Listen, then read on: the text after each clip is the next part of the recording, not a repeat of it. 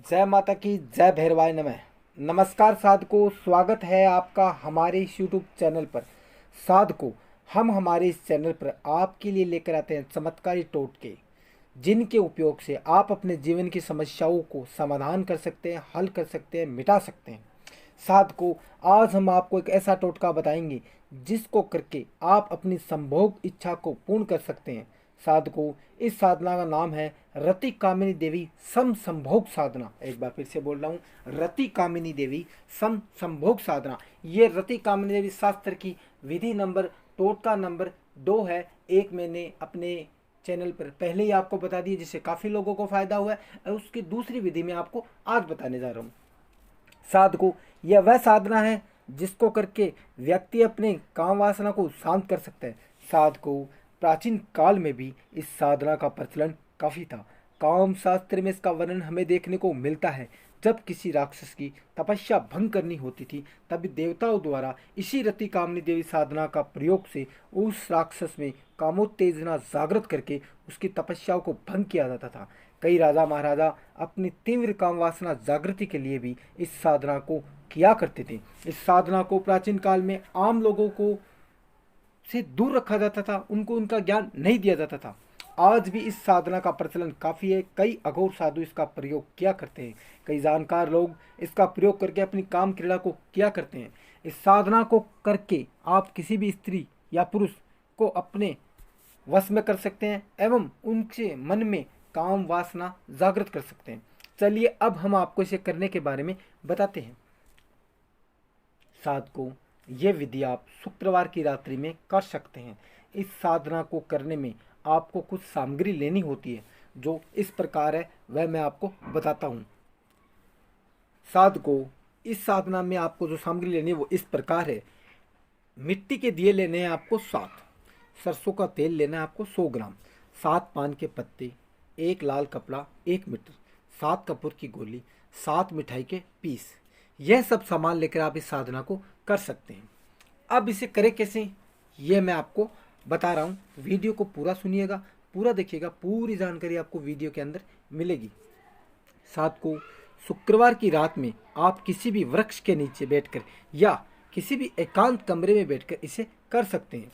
सबसे पहले आप जिस स्थान पर बैठ रहे हैं उसे पानी से साफ कीजिए। उस स्थान को आपको साफ करना है, या तो पानी से धो लीजिए या पानी के छींटे उसे यहाँ जरूर डालें। फिर आप वहाँ अपना आसन लगाएं। आप आसन पर उत्तर मुखी होकर बैठें, अर्थात उत्तर दिशा में आपको मुँह करके बैठना है।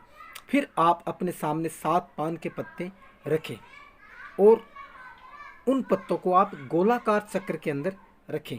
फिर आप उन पर पानी के छींटे डाल दें। फिर सभी पान के पत्तों पर आप एक एक मिट्टी का दीपक रखें। उन सब में सरसों का तेल डाल दें। फिर रुई से बनी हुई बत्ती उन दीपक में डाल दें। बत्ती के सामने, हर बत्ती के सामने आपको एक एक कपूर की गोली रखनी है। अब आप उस लाल कपड़े को अपनी गोद में रख लें, खोल कर रख लें, जो आपने सामग्री में ले रखा है। अब आप रति कामनी देवी शास्त्र के सम संभोग मंत्र का उच्चारण कीजिए। उच्चारण आपके कितनी बार करना है वह मैं आपको बता रहा हूँ, गौर से सुनिएगा। इसमें उच्चारण करने का तरीका अलग है, संख्या भी अलग अलग होगी हर व्यक्ति के लिए। गौर से सुनिएगा, मैं आपको बता रहा हूँ किस तरीके से आपको उच्चारण करना है। आप जिस भी स्त्री या पुरुष के साथ संभोग करना चाहते हैं उसके नाम के कितने अक्षर हैं, वह नाम एवं उसकी नाम के अक्षरों की मात्रा को जोड़कर अपने नाम के अक्षर एवं मात्रा के साथ जोड़कर 71 से गुणा करके जितनी संख्या आती है उतनी बार ही आपको उसको मंत्र बोलना है। उदाहरण के लिए आपको एक चीज़ बताता हूँ। जैसे आप सुमन के साथ सुमन को वश में करना चाहते हैं और आपका नाम है प्रमोद, तो सुमन के अक्षर कितने हुए? सुमन के अक्षर हुए 3। सुमन है 3 अक्षर और सु की उसमें मात्रा है तो 4 अक्षर, 3 और 1 4, 4 अक्षर हो गए सुमन के। और आपका नाम है प्रमोद, तो आपका कितने? प्रमोद पैरमोद 4 अक्षर और मो की आ गई मात्रा, 5 अक्षर हो गए आपके। तो आपके हो गए 5 और सुमन के हो गए 4, तो 5 और 4 कितने होंगे? 9। अब 9 को आपको 71 से गुणा करना है, तो 9 को आप 71 से गुणा करोगे तो आपके सामने संख्या आएगी 639। तो आपको 639 बार सम संभोग रति कामनी देवी के मंत्र का उच्चारण करना है। मंत्र मैं आपको आगे बता दूंगा। जब आप रति कामनी देवी मंत्र का उच्चारण करें तो आप सभी दीपक की मिठाई का भोग लगाएं, मतलब सभी दीपक को आपको मिठाई का भोग लगाना अलग अलग पीस से। फिर आप उसी रात्रि को वहीं पर सो जाएं। सुबह सूर्योदय से पहले उठकर आप वह सामग्री उसी लाल कपड़े में डालकर उसकी पोटली बना लें और उस पोटली को किसी पीपल के पेड़ पर बांध दें और उसे प्रणाम करके वहां से बिना पीछे मुड़े चले आइए।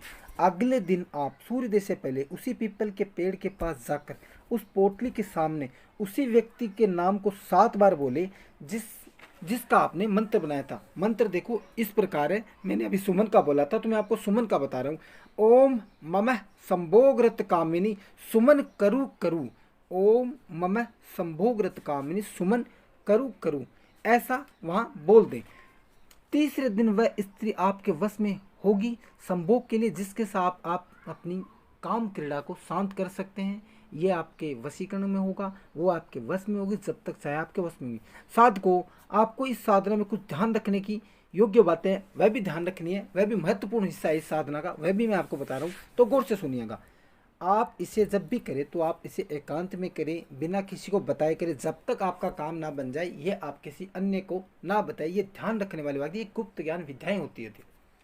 दूसरी बात, इसको आप जब करें तो हो सकता है कि आपको कोई अलग आभास हो। मेरे कहने का मतलब, जब इस साधना को आप करेंगे तो आपको कुछ अलग आभास होगा, तो आप डरे बिल्कुल भी नहीं, आपका इसमें कुछ भी नहीं होगा, कोई भी आपको शारीरिक हानि नहीं पहुंचेगी। ये जितने भी आपको आभास होंगे, जैसे मान लो कोई औरत का आपको आवाज़ सुनाई दे, या किसी घुंघरू की आवाज़ सुनाई दे, या कोई फूलों की महक आपको आए, या कोई बच्चा रो रहा हो, कुछ भी अगर आपको अलग सुने तो आप उस पर ध्यान ना दें। इसमें आपको कोई भी, ये साधना बिल्कुल भी शांत है, इसमें कोई भी आपको आवेग नहीं होगा, इसमें आपको शारीरिक नुकसान नहीं होगा, इसमें कुछ भी नहीं होगा। ज़्यादा से ज़्यादा ये हो सकता है कि आपकी साधना भंग हो सकती है, इससे ज़्यादा आपको कुछ नहीं होगा। तो डरे बिल्कुल भी ना। ये साधना जब आप करें तो आपको कुछ भी अलग एहसास हो तो आप अपनी साधना में ध्यान रखें। इसको आप एक समय पर एक ही व्यक्ति पर कर सकते हैं। तीसरी बात। चौथी बात, इसको करने से पहले पंडित जी से आप ज़रूर बात कर लें, क्योंकि ये अलग अलग लोगों के अलग अलग नाम के होते हैं।